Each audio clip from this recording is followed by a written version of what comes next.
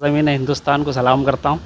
मेरा जन्मदिन एक ऐसी नगरी में हुआ है, पवित्र नगरी जो भारत की कहलाती है, जहाँ पर हमारे भोलेनाथ विराजमान हैं, शंकर भगवान विराजमान हैं, मौलाना मौज की दरगाह भी है वहाँ पर, मौलाना मौज भी विराजमान है। एक ऐसी धरती का ऊपर मेरा जन्मदिन हुआ, उज्जैन, जिसको उज्जैन किया जाता है, जहाँ पर कुंभ भराता है। मैं बड़ा खुशनसीब हूँ कि ऐसी धरती पे मेरा जन्म हुआ, जहाँ पर लोग बहुत दूर दूर से, पूरे दुनिया से उस धरती पे आते हैं और अपना सेलिब्रेट करते हैं, अपना मंदिरों में जाते हैं, दरगाहों पर जाते हैं। वहाँ पर कई ऐसी प्रकार के मंदिर हैं जो हिंदुस्तान के अंदर सबसे ज़्यादा मंदिर अगर कहलाते हैं तो वो उज्जैन नगरी के अंदर है। बुजुर्गों ने मुझे बताया कि जब तुम पैदा हुए थे, कामरेड राम सिंह आए थे और उन्होंने आपके गले के अंदर कृष्ण भगवान की माला डाली थी कि आज जन्माष्टमी है और आज हमारे परिवार के अंदर भी एक कृष्ण जन्म लिया है। तो हाँ, तो मेरा क्या है कि कृष्ण भगवान जो है एक बहुत बड़े आदर्श हैं, जिन्होंने धरती को रचा है, कई रूप में उन्होंने जन्म लिए हैं। तो मैं उनको भी इस मौके पर प्रणाम करता हूँ कि मेरी खुशनसीबी है कि मेरी पैदाइश उस दिन हुई। दूल्हा बादशाह बाबा पर आए दिन हिंदू मुसलमान सभी, मैं जब से सचिव बना हूँ इसका, दरगाह का, हमारे रिजवान पठान अध्यक्ष रहे हैं इसके, मैं जैसे भी मैंने देखा कि यहाँ पे यार इस दरगाह से सब हिंदू मुस्लिम सिख ईसाई सारे भाई जुड़ रहे हैं और आते हैं और उनकी मुरादें पूरी भी होती हैं और वो मन्नतें मांग के जाते हैं।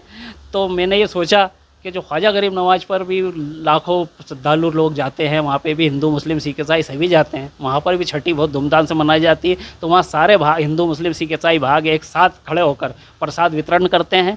तो उसमें क्या है कि वहाँ पर एक भारत नज़र आता है। मेरे को एक भारत नज़र आया कि यार ये है भारत असली। हाँ, तो मैं भी ये चाहता हूँ कि शहर के अंदर भी भारत नज़र आए। तो मैं हमारा और एक गंगा जमनी तहजीब के नाम से हमारा देश जाना जाता है। यदि दरगाह के ऊपर भी झंडा बंधन अगर करा जा रहा है तो ये एक मैसेज पहुंचाया जा रहा है, वहाँ भी हिंदू मुस्लिम सिख सभी ने मिलकर झंडा बंधन करा था। एक मैसेज जा रहा है कि मुसलमान कौम भी मतलब भारत को चाहती है, वो भारत के जो हमारा भारत उसके दिलों में बसा हुआ है मुस्लिम समाज के। ये तो लोग उड़ाते हैं कि मुस्लिम समाज ने कभी बगावत नहीं करी भारत के अंदर। ये तो इतिहास भी उठा के देख सकते हैं अपन, मुस्लिम ने कभी बगावत नहीं करी, भारत देश को अपनी जान समझी है और आज भी भारत देश को अपनी जान समझता मुसलमान। अगर वक्त आया तो भारत के अंदर सबसे पहला मुसलमान जान देगा भारत के लिए। कॉलेज में था तो ये भी मोहन यादव जी भी कॉलेज में थे उस टाइम पर, आर्यन भारती ग्रुप में था मैं, और आज़ाद यादव वगैरह ये सब मतलब माधव कॉलेज के अंदर थे। तो मेरी सही मानों में दोस्ती थी। इनके सबसे बड़े भाई नंदू यादव जी, वो मेरे आदर्श रहे हैं हमेशा शुरू से और वो मेरे बहुत अच्छे मित्र रहे हैं और आज भी मेरे मित्र हैं वो। और इनके छोटे भाई नारायण जी, वो भी मेरे अच्छे मित्र रहे हैं।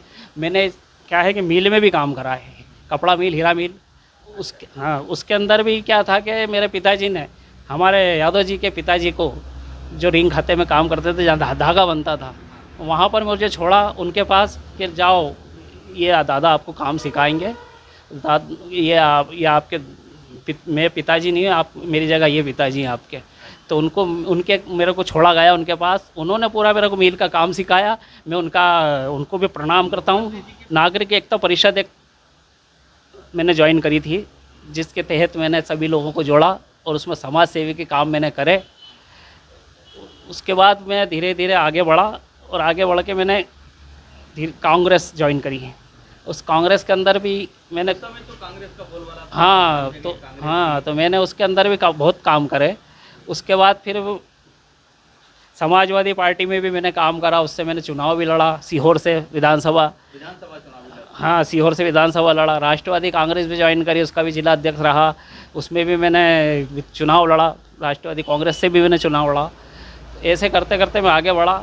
उसके बाद मेरे को एक सच्चा प्लेटफार्म मिला, जो कि मुस्लिम हित में उनकी चर्चा हमेशा हमारे प्रधानमंत्री नरेंद्र मोदी जी की रहती है, पासमानदा के नाम से।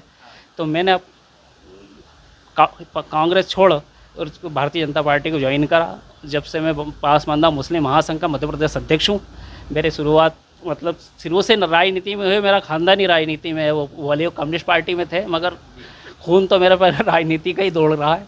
हमारे जो मुस्लिम भाई, जो पिछड़े मुस्लिम भाई हैं, मैं पूरे मध्य प्रदेश का मैं दौरा कर रहा हूँ और मैंने बहुत सारे शहरों में घूमा हूँ। मैं भी 30-40 ज़िले घूम चुका हूँ मैं।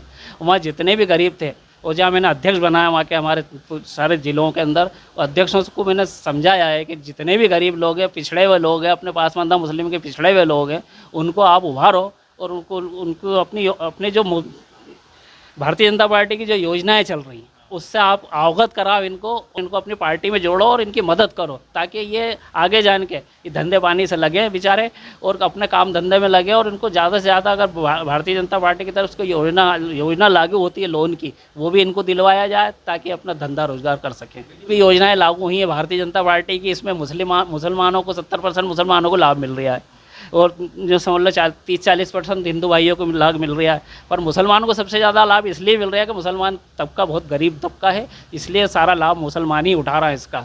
ये तो क्या होता है कि कुछ दलाल किस्म के लोग होते हैं जो पार्टी विरोधी होते हैं, वो इस किस्म की अफवाहें उड़ाते हैं, ऐसा कुछ भी नहीं है। जो मुझे बहुत चाहते हैं पूरे मध्य प्रदेश के, वो मानव अधिकार मंच के हों या पासमानदा मुस्लिम महासंघ के हों, सबके दिलों में बसा हुआ हूँ मैं और वो मेरे दिलों में बसे हुए हैं। और वो पूरी तरह से जिस दिन उन लोगों को मालूम पड़ा कि मेरा जन्मदिन आ रहा है, उसी दिन से उन्होंने तैयारियां चालू कर दी। मेरे को व्हाट्सएप पे मैसेज भी डालने लग गए, पोस्टर भी बना के डालने लग गए। मतलब एक उत्साह उनके दिलों में जाग उठी 26 तारीख को लेकर।